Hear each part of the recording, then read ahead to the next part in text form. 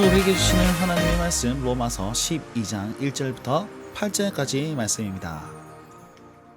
우리는 이제까지 1장부터 11장까지 어떻게 하면 의롭게 됩니까? 어떻게 하면 하나님께 죄의 사함을 받고 구원을 받을 수 있습니까? 거기에 대한 질문들로 이루어져 왔습니다. 그리고 11장 마지막 절에는 정말 하나님의 그 놀랍고 그 하나님의 놀라운 지식과 지혜의 그런 것들을 말미암아서 하나님 영광 받으십시오. 모든 만물이 주에게서 나오고 주로 말미암고 막 그렇게 돼서 하나님 영광을 받으십니다. 감사합니다. 막 이렇게 하면서 찬송하는 것으로 끝을 냈습니다.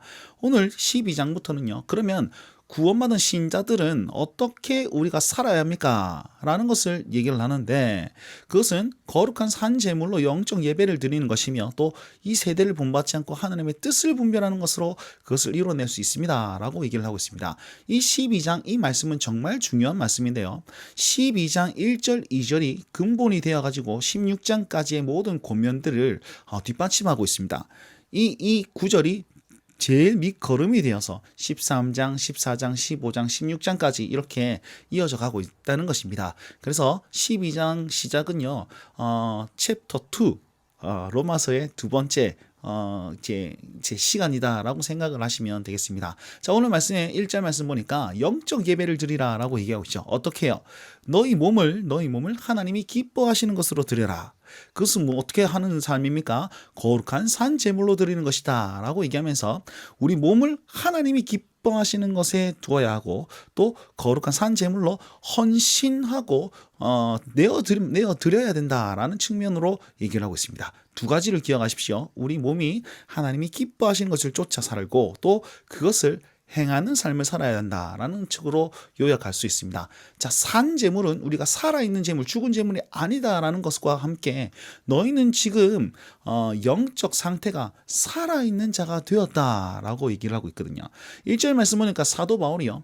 내가 너희에게 하나님의 모든 자비하심으로 이르노니라고 얘기하고 있습니다. 그 자비하심이 그냥 하나님의 그 긍휼하심, 이해 많으심, 돌보심 이것을 얘기하기도 하지만 1장부터 11장까지 모든 구원의 핵심을 함축하여서 자비하심이라 하나님의 그 놀라운 은혜를 가리켜서 자비하심이다라고 표현하고 있습니다. 무슨 말입니까? 하나님의 모든 은혜를 받은 너희들이야.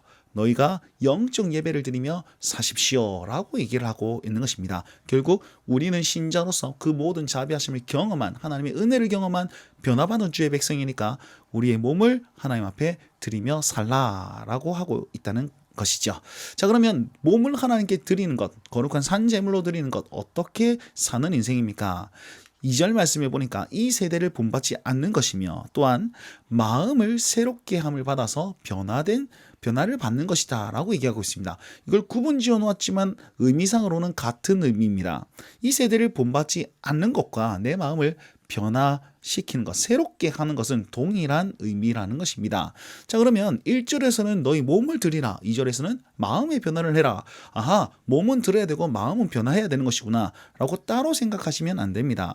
몸과 마음을 같이 얘기한 것은 무엇이냐면 우리의 전인격이 변화되는 것, 삶이 변화되고 우리 생각과 중심이 변화되는 것, 우리의 존재 자체가 변화된 것을 강조하기 위해서 몸과 마음이라는 그 단어를 써서 표현하고 있다는 것입니다. 자, 그러면 마음을 새롭게 하여서 변화를 받은 사람들은 어떻게 됩니까? 하나님의 선하시고 기뻐하시고 온전하신 뜻을 분별하게 된다라고 권면하고 있습니다. 그러면 하나님의 선하시고 기뻐하시고 온전하신 뜻을 분별을 하고 사는 것이 영적 예배며 우리 몸을 산 제물로 드리는 것이다라고 요약할 수 있습니다. 자, 그렇다면 우리가 하나님의 선하시고 기뻐하시고 온전하신 뜻을 분별하면서 세상에 이 세대를 본받지 않으며 사는 방법은 무엇입니까? 한번 생각해보고 적용해 보았으면 좋겠습니다. 사도 바울은요, 제 3절 말씀에 이어서 각 사람에게 말한다라고 권면하고 있습니다.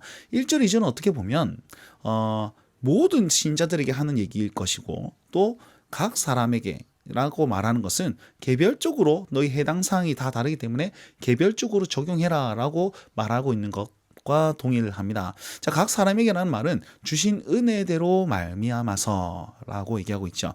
한 몸을 얘기하고 있습니다. 어떻게 해요? 예수 그리스도 안에서 우리는 한 몸이 되었습니다. 이것을 1절, 2절은 거룩한 산 제물로 드리라 라고 표현을 해놨죠.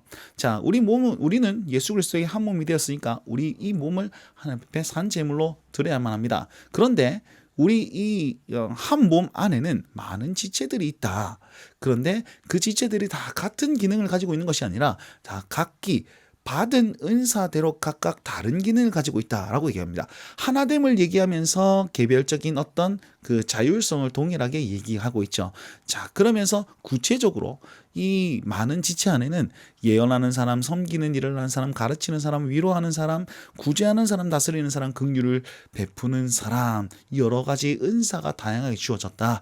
그래서 각기 받은 대로 그것을 행하면서 너희 몸을 하나님의 거룩한 산 제물로 드리고 영적 예배를 드리는 삶을 살아라 라고 얘기하면서도 개인적으로도 얘기를 하고 있습니다. 자, 이렇게 존재하는 곳이 어디입니까? 우리는 한 몸인데 각자의 은사대로 생활하면서 몸을 이루어 나가는 그곳이 어디라고 얘기하고 있습니까? 바로 교회라고 얘기하고 있죠. 그래서 12장부터는 교회된 삶, 구원받은 주의 백성들이 이제 어떻게 교회된 삶을 살 것인가, 그걸 얘기하고 있습니다. 이거 굉장히 중요합니다. 여러분, 우리 스스로 나에게 구원받고 내가 알아서 잘 살면 되지. 아니요. 하나님은 우리를 구원하셔서 그냥 너 한 사람 구원받은 자로 만든 게 아니고 구원해 주셔서 교회로 만들어 주셨습니다. 주님께서 머리 되시고 우리는 지체된 교회로 만들어 주셨습니다. 꼭 그 사실을 기억하며 우리 삶에 어떻게 교회를 세울 것인가, 나는 어떻게 내가 속한 믿음의 공동체를 세워나갈 것인가 고민하면서 사는 오늘 하루의 삶이 되면 어떨까요? 자, 기억하시면서 우리 삶을 영적 예배를 드리고 교회를 세우는 그런 하나님의 삶을 사는 오늘 하루의 인생이 되시길 바랍니다. 오늘도 이 말씀 붙들고 주님과 동행하고 승리하십시오. 날마다 주님과